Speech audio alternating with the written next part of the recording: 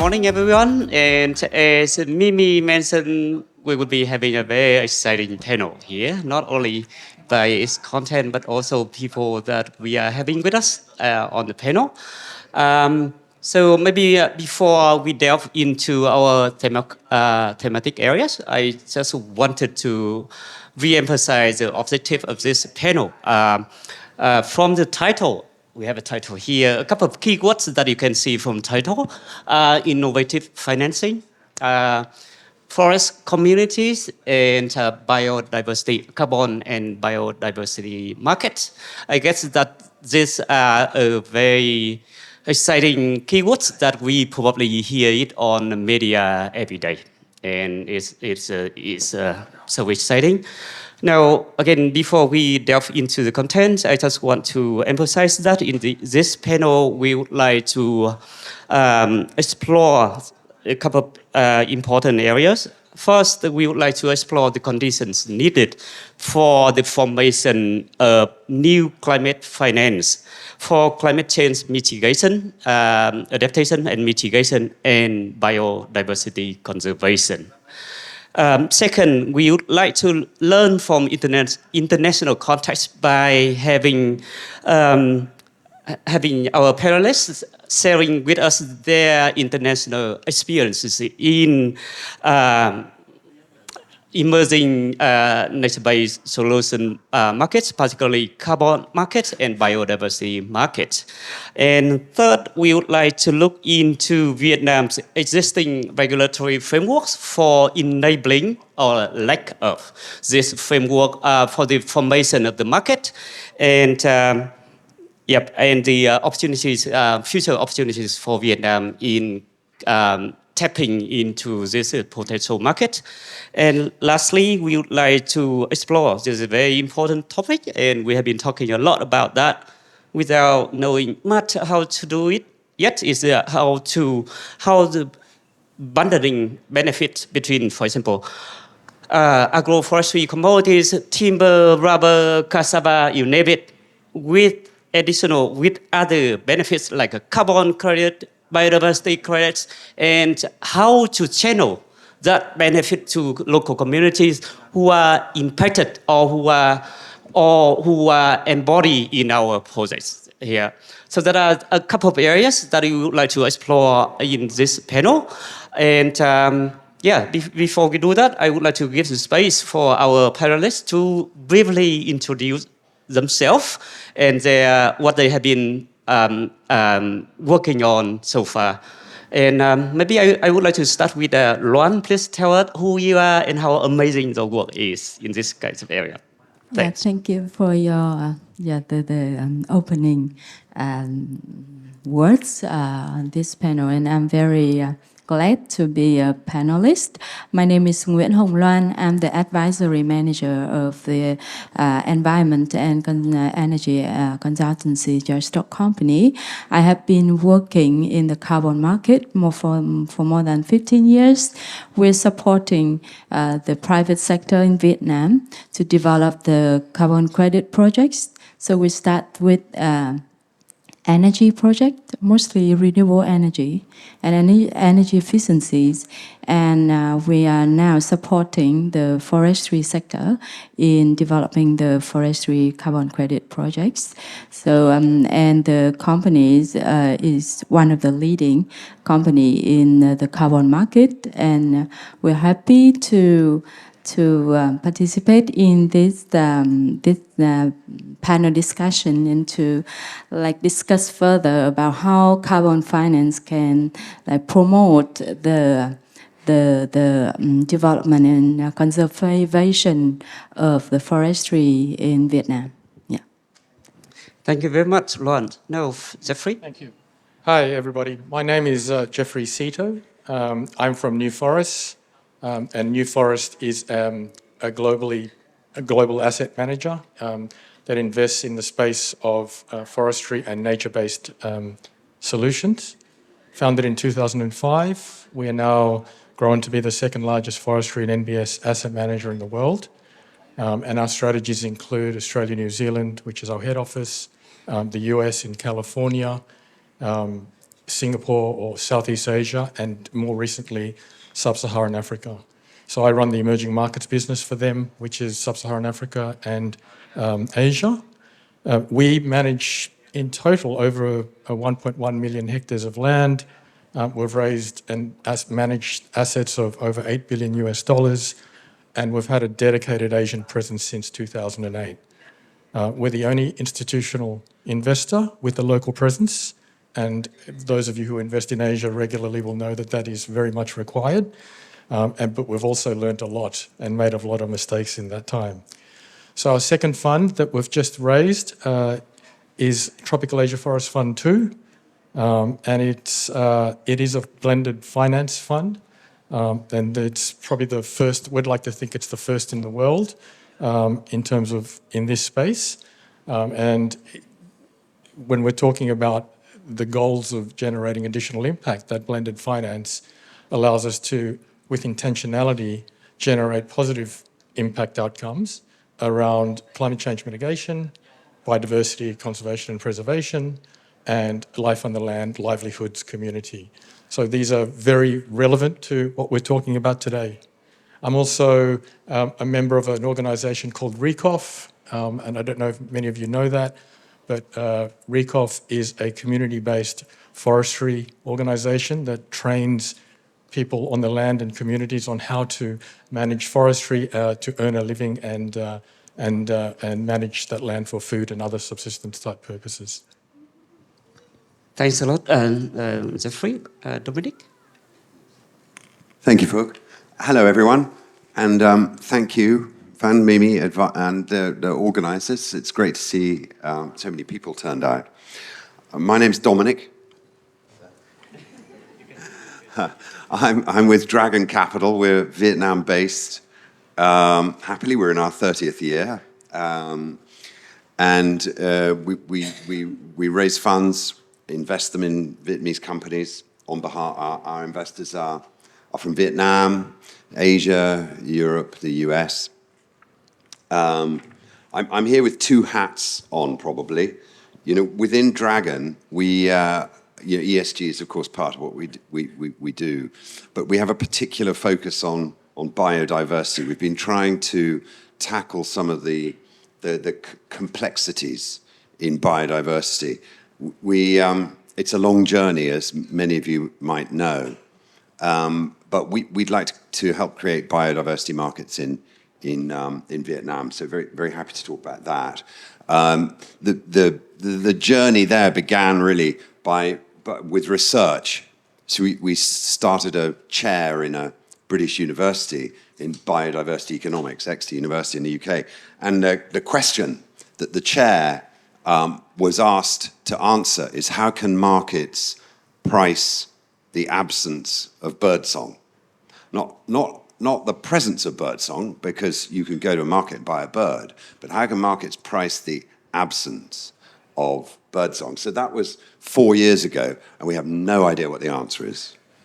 So it's a long journey. The other hat I have is I'm deeply involved with a very interesting project in Cambodia, closer to home, where we have signed with the Cambodian government a 30-year conservation agreement for a 130,000 hectare wildlife sanctuary.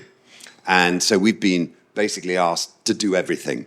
So that's enforcement, that's conservation and restoration of wildlife, and it's, of course, livelihoods, work with the community. So I'm very happy to share some of what we've got some interesting things going on there. And so, yes, thank you. Thanks a lot. Thanks a lot, Dominic.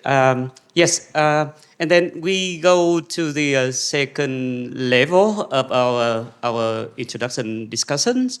I would like to start with Geoffrey. I mean, from my understanding, investment fund is about benefit, and here we are talking about local community, forest communities. Could you tell us from your own experiences and from the New Forest project somewhere in the Mekong region or in Southeast Asia, how would you combine between the commercial part of your project with what we call social dimensions, like benefits for local community, their incomes. How do you build it up in your own projects? Please share with us your insights about that.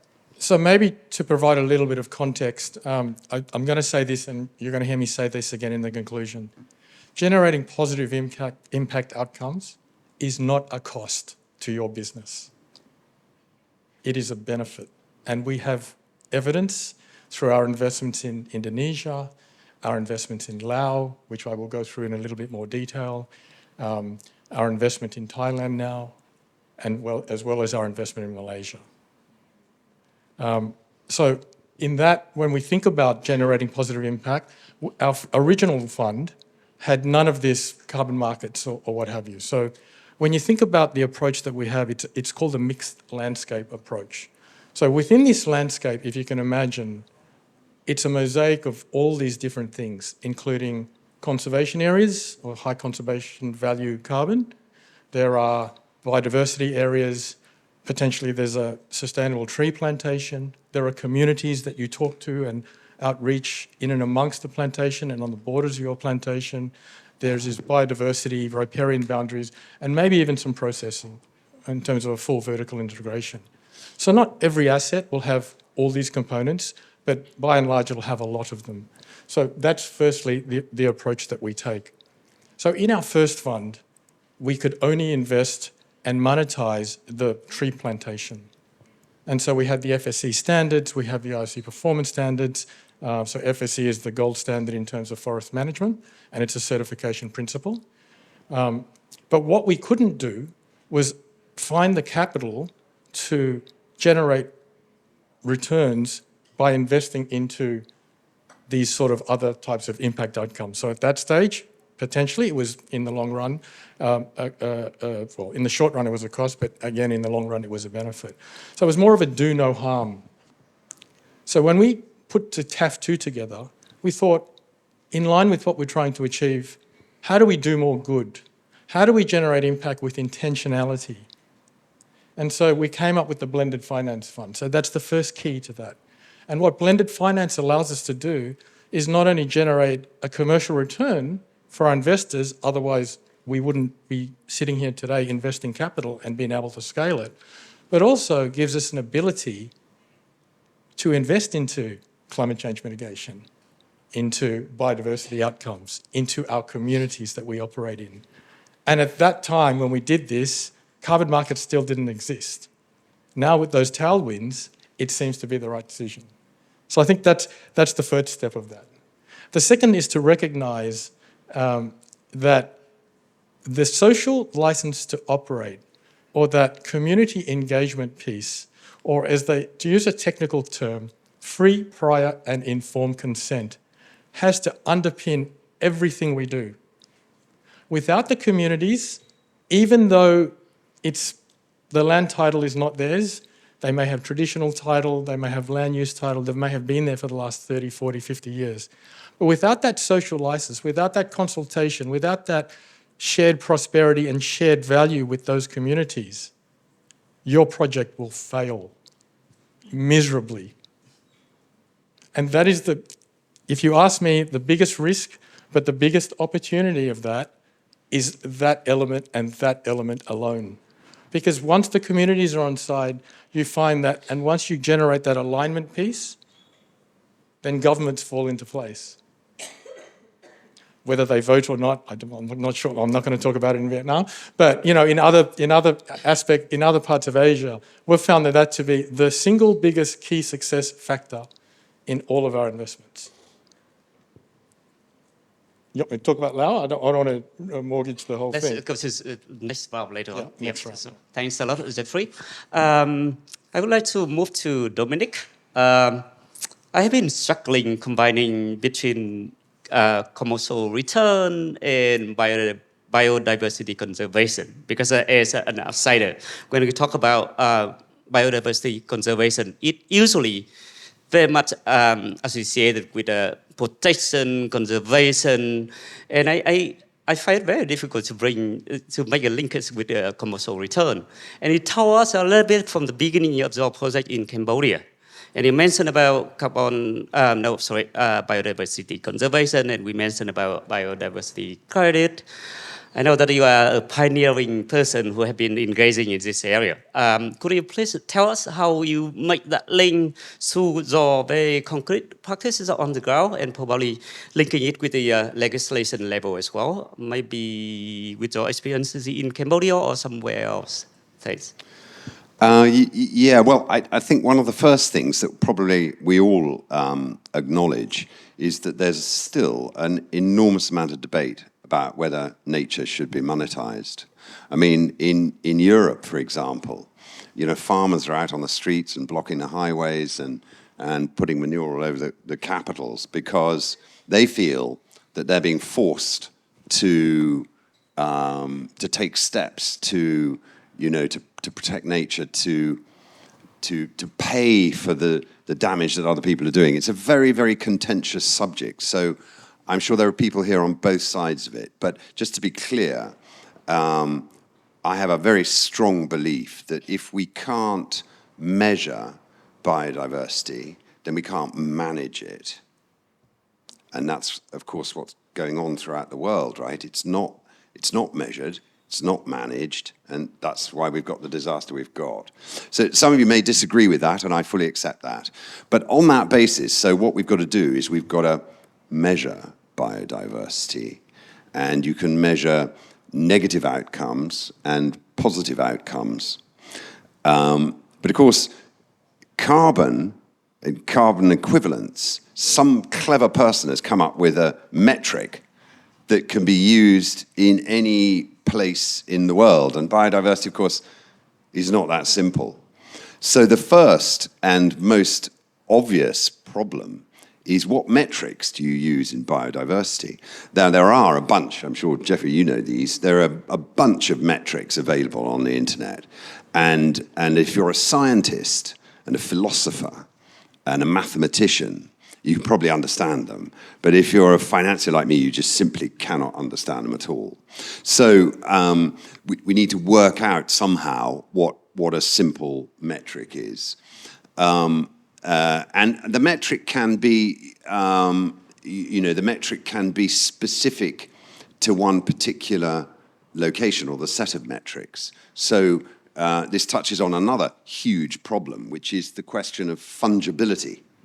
So carbon in New Mexico is the same as carbon in Ho Chi Minh. But you cannot say that with biodiversity. You cannot say that a temperate habitat is fungibly comparable with the tropical habitat. So our view on that is I mean, I'm really not me, it's the professor, is actually you don't need to have fungibility. In a perfect world, you would, but just in the same way as a fund manager or as an investor looks at individual stocks all over the world, why on earth shouldn't somebody who's interested in biodiversity look at many different kinds of biodiversity? So for the fungibility thing, I think we've dealt with. But there remains one enormously complex, the third problem for us, which is this notion of additionality. And again, I'm sure there are many of us here who are passionate and convinced about the need for additionality. But again, I feel that this requirement for additionality that's in nature-based projects, nature-based solutions, often, if you don't mind me using the expression, throws the baby out with the bathwater. It's not a constructive result, which is why, you know, I was last week in Bhutan. The Bhutanese are extremely unhappy with the fact that they have 70% of their country forested and 51% in national parks, and nobody gives them a bean because of additionality. So this guy said, well, we chop them all down and plant them again. Boom. Yeah. So those are three problems that we're dealing with. Anybody who's going to be here in November, the Exeter crew are going to be in Hanoi presenting papers on these three subjects, and they've promised us that they're going to be solutions, in particular the metrics. The metric in biodiversity is a metric essentially related to, the core metric is related to the threat of extinction with a coefficient of the size of the habitat. And the threat of extinction is off the IUCN red list, which I'm sure we know, I think 260,000 species, 160,000 species, plotted against the size of the habitat. Perhaps I'd stop there, but I'm not sure if that's what you wanted to know. Those are the problems that we're finding in creating biodiversity credits. Yep. Okay. Thanks, Dom. We will get to the specific examples later on in Vietnam and probably in Cambodia. I would like to move to Nguyen. You have been working in this space for so many years, as you share with us. Can you share with us the types of nature-based solutions that you have been working on, probably with a focus on forest or natural resource areas? Yeah, sure, Mr. Phuc. And actually, previous to attending this panel, I asked Nguyen about the participants in this conference, and I really hope to have participants from the forestry sector, because currently there's no forest carbon credits project in Vietnam. And it is a very good and very innovative source of funding for the persons who participate in the forestry sector. So if they are planting the forest on a bare land, an empty land, so they can register the project as a afforestation project. If they plant the forestries on a grasslands, it can be a region or a kind of forest that already be cut down. It can be registered under type of regeneration forest project. Yeah, if you already have a forest and you improve it, you extend the rotation age, you have a better management practice of the leaves while you're logging. You cut down the trees, then you can have the improved forest management project, carbon projects. And if you have a nature forest area, you can register carbon projects as a emission reduction from deforestation and degradation of the forests. And if you have the wet land, you can also develop the conservation project on that. So almost all types of activities that generate emission reductions in the forestry sector can be registered as a carbon credit project. But still they have some criteria, some conditions, and also some bio reference. We can discuss about it later. Yeah. Thanks a lot, Nguyen. So I'm not sure whether we have our audience sitting here looking into forestry carbon credit or looking for funds. We have Geoffrey and Dominic here who have been engaging in that area. And I know, Nguyen, that we still have something to do with regard to regulations, regulating the carbon transaction in forestry area that Vietnam needs to work on in the future. But let's talk about that later on. I would like to circle back to Geoffrey. Can you tell us now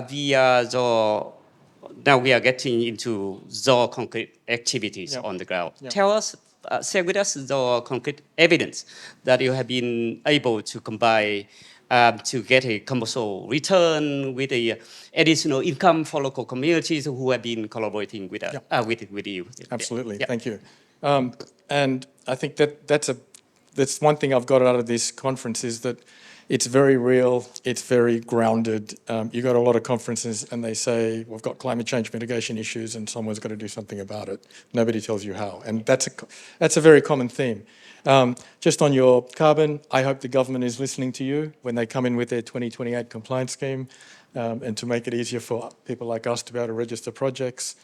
And based on that biodiversity, in all our projects now, we're developing the biodiversity baselines already. So we want that optionality going forward. There are technologies like soundscapes, AI, there's that word again, and bioacoustics. You put a microphone in the forest, it tells you what you have, what it hears.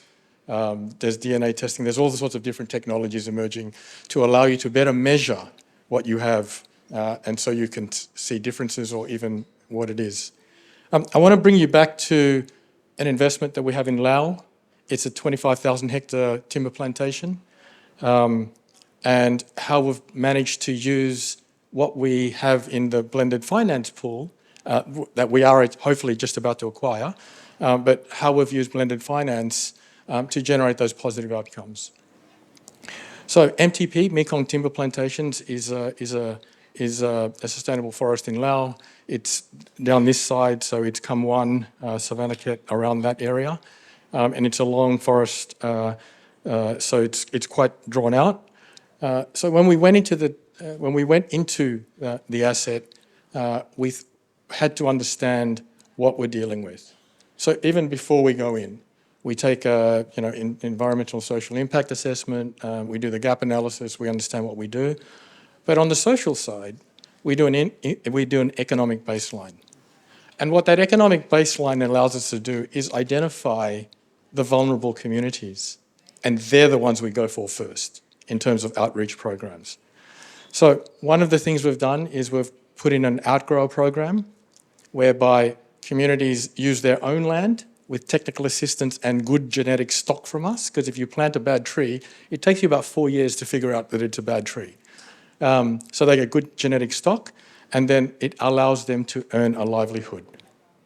And now, it's important to understand that not one size fits all, even in the same country amongst the same assets, but you're starting to see some parallels now between that and how you get an income to a community when the tree takes 8 years to monetization, and then the role that carbon markets can play in monetizing that in two. So instead of not planting the tree and planting a cash crop, they'd rather plant the tree, because the NPV, using a finance term, is much higher for the tree than the cash crop, and so you get better benefits. That pilot, and it's only 400 hectares, which may seem like a lot, but it's not really, that pilot has yielded the type of training we need to give them, with the silvicultural practices, which basically means how you treat the tree. And those trees look almost as good as the ones in our plantation. Then we have the first right to buy them, so it is then additional feedstock. But if they don't want to sell it to us, they can sell to anyone they want. So they are not tied, they're not contractually bound. And I think that's an important point. But having said that, previous to our involvement, they were selling trees to the local pulp mill at about a quarter of what we were paying them. So we don't profit out of that. All the money goes to that community or that landowner, and I think that's one of the ways we can do it. Then the other things that we've implemented is a youth inclusion program. So any DFIs that will invest into your fund or anybody that have the safeguards principles, child labour, it's a big thing. Yet you need to recognise in some of these countries, it's the children that earn an income for the households. And I'm not saying children, 10-year-old children, I'm talking 14 to 16. In Western countries, 14-year-olds work and nobody says anything about it, right?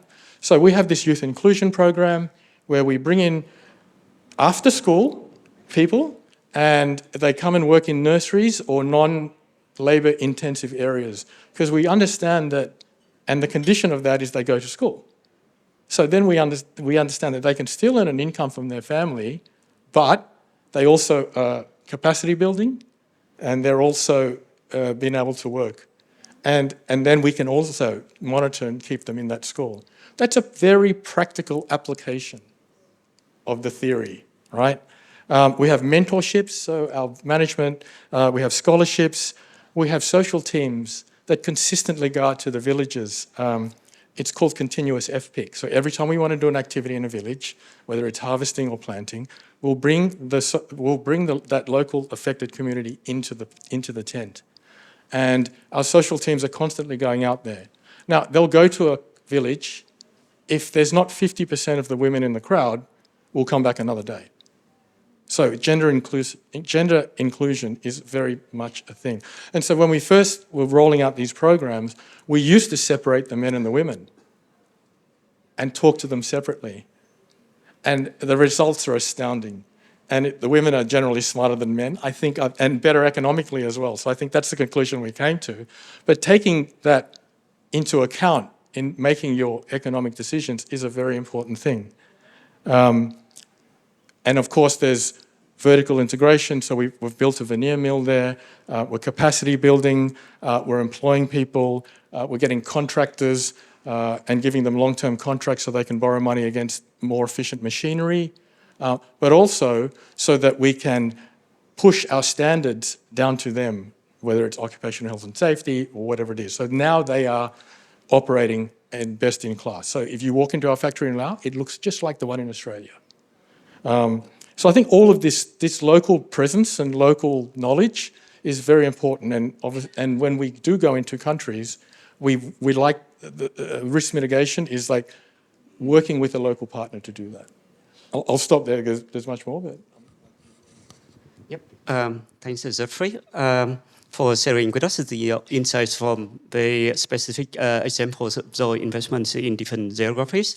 Now, Dom, could you please share with us the insights, examples from the biodiversity conservation, biodiversity credit areas that you think we should hear about in terms of combining between biodiversity conservation and enhancing, first of all, local livelihoods or incomes for local communities engaging in that activities?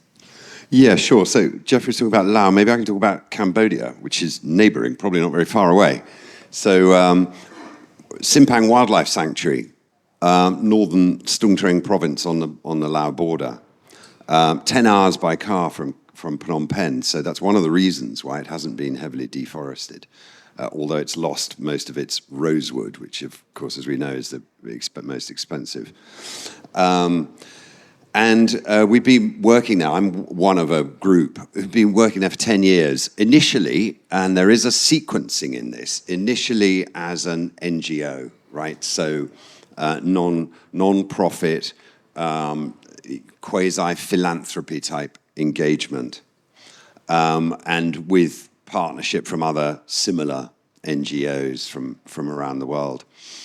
But as we got more confident and more engaged, we managed to persuade the government to give us more authority, and so we're now in a position of being fully responsible for it. And Geoffrey was talking about the livelihoods. Absolutely, that's a key part. So it wasn't our idea actually. There's an American organization called WCS, and they introduced the concept of something that's called ibis rice. So we work with the local villages and offer each family, number one, we offer each family the fact that we will create a plot for them, satellite, so they get some acknowledgement of their land use rights over their agricultural land. We suggest to them that they conform to the wildlife sanctuary protection regulations. And we provide a type of rice that's perhaps better than they seed, and we buy the rice back off them if they want to sell at something like 30% above the market, and that rice is then sold as wildlife-friendly rice. In fact, in a few years, it will be organic rice. But my sister has bought some of that rice in Planet Organic in South London. It's very cool. And the scheme started with 60 families, and it went to 120, and it went to 300. It's now like 1,000 families. And last year, each family received $650 from their, on average, from their participation in this scheme. It's been really good. Of course, in northern Cambodia, there's no irrigation. There's only one rain a year, so there's only one harvest. So then the question is, well, what do people do when they finish that harvest? In fact, traditionally, what they do is they take their dogs and they go hunting in the wildlife sanctuary. So we have a very strong reason to work with them. So what you often find is honey. People talk about honey. But our CEO is a real conservationist, and he goes, you can't do that because you'd be bringing in the Italian honeybee. Most honey around this part of the world is produced by the Italian honeybee. So if your metric is, conservation, you can't do that. But we're just about to pilot cricket farming, which is, much more consistent with the local environment. So that's agriculture. We've started teaching English in all of the local villages. And the reason for that is for them, of course, but also we now need to upgrade and we need to go into tourism, which is a commitment we made to the government. So I'm going there next week because we agreed to build a tented camp. And of course, that's like creating jobs for the local people and also creating a surplus that would then go back to justify the conservation. The question we have to answer with the Cambodian government is that can conservation pay for itself? And that's what we've got to try and develop the answer for. And of course, a very significant part of the revenues would come from nature-based solution scheme, which we're with a group out of the US called Earthshot, who've been very cooperative, and we're developing a carbon scheme which will have a biodiversity credits broken off. I see Q&A. Stop. Okay. 5 minutes left.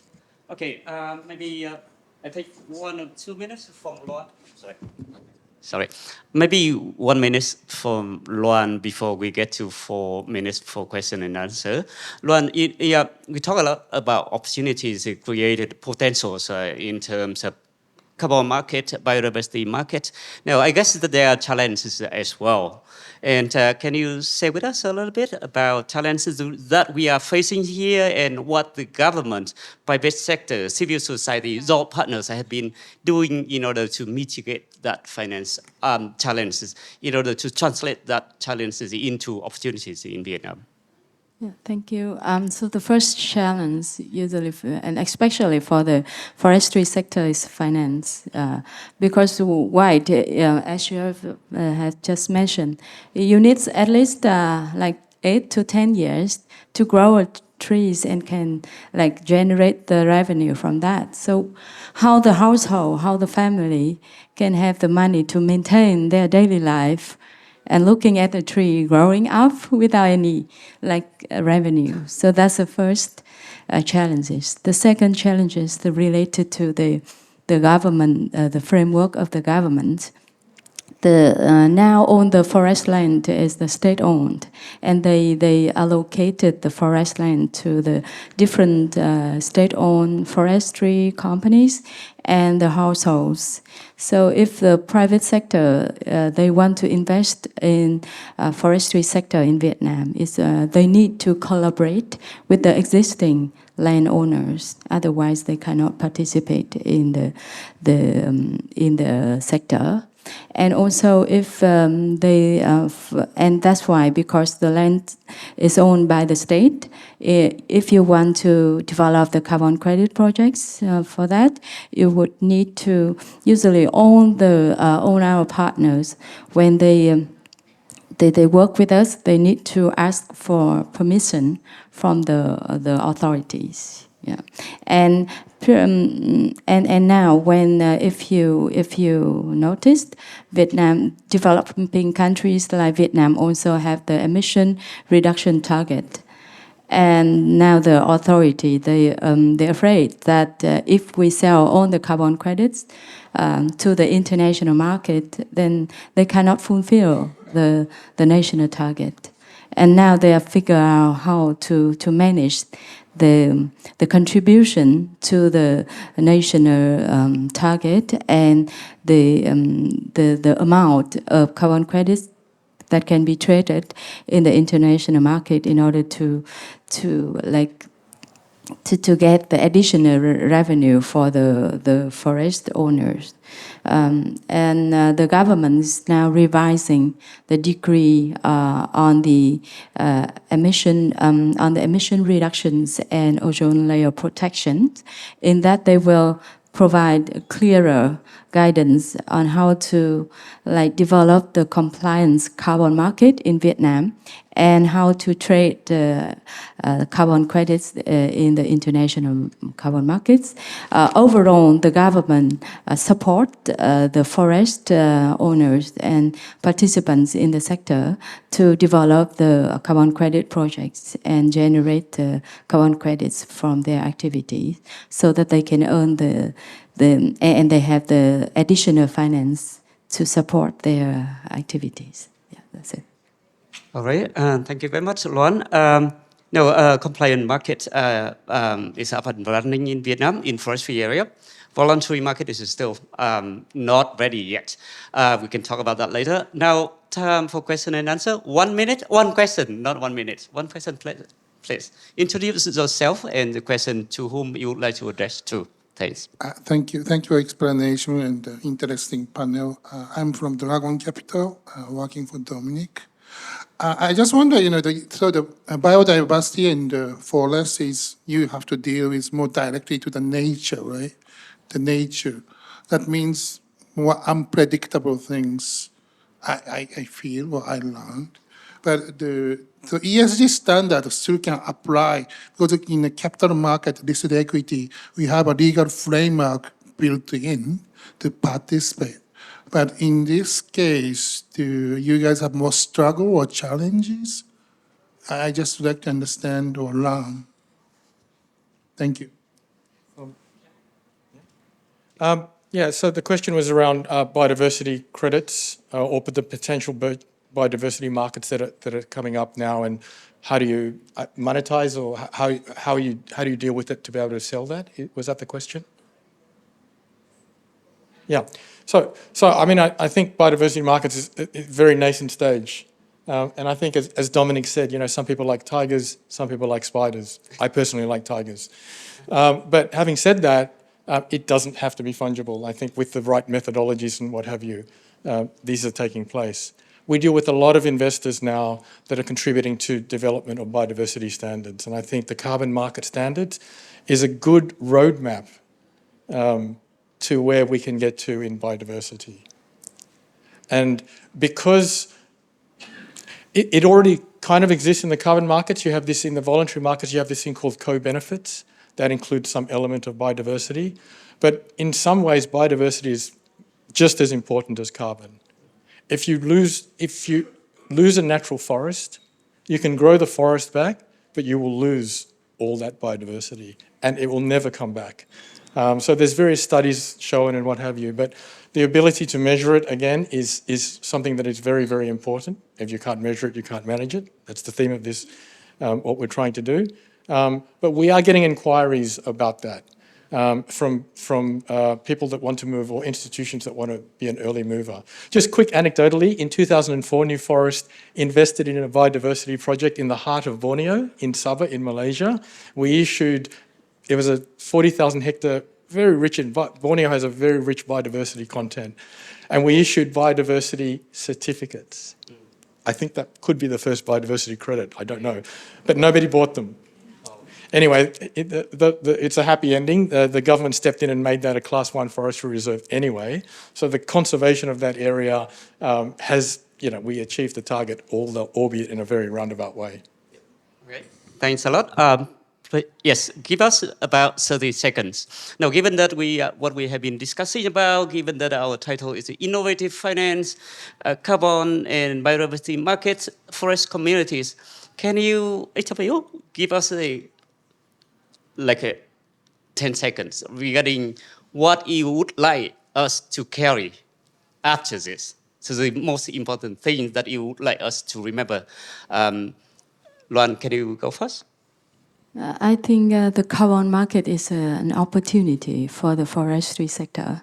There are some challenges, but together, the private sector, the investor, financial funds, and the government, together we can harness the benefits and to promote both carbon aspect and biodiversity from the forest. Thank you very much, Luan. Geoffrey? I might take a bit more than 10 seconds and a little bit more holistic in terms of the approach. But I have 5 lessons, and I was thinking about that last night as I was writing this. And the first one's going to sound a bit controversial, but if you want to move fast, you have to go it alone. Because sometimes it takes someone to lead before others will follow. They have to see before they do. And so New Forest, not a plug, blended finance fund. In Africa, we'll put a perpetual capital vehicle in place. We've put our fees at risk based on certain impact outcomes that we need to generate. Be that market leader, even though it could be costly in the long run, but others will follow. I think that's important. The second lesson is that you can't do it all alone, counterintuitive, but you do need to trust that the others will do their part. And I look around this room and I know that we can trust each other. It's one of those sort of conferences. But just to give you an example, the voluntary carbon markets, they started because a bunch of private sector corporations wanted to achieve net zero targets and there was no regulation. Governments are catching up, everybody's catching up. And that is a perfect example of those first 2 points. And I'm going to say this again, number 3. Generating positive, sustainable and impact outcomes is not detrimental or a cost to doing business. It is a benefit, whether it's social license, whether it's working with communities, whether you move up according, the value chain, Bruno, better management of risks around your plantation, access to better labour force through capacity building. Certification gives you deeper penetration into supply chains that require a certified product. Access to greater funding sources. Our blended finance, we have a sovereign wealth fund, we have 2 foundations, we have a multilateral, we have the Department of Foreign Affairs and Trade, and we have a European corporate. That's as blended as they come. And they all want different outcomes, and so we've managed to structure that into a single fund. Carbon market standards, regulatory policy, regulation will never be perfect. Stop talking about perfection. No market is perfect. But it will continuously improve. Don't let perfection be the enemy of progress. I think it was Voltaire, but I know Winston Churchill said that as well. Bit of research. And then the last one, whatever you decide to do or what part you want to play in this transition that we're having to a sustainable future, what is important is that you start now. And I'll leave you with that. Thank you very much, Geoffrey, for great message. No, Dominic? No? You don't want us to carry anything from here. Okay, thank you very much. Please join me in thanking our great panelists. And thanks a lot for being with us. Thanks.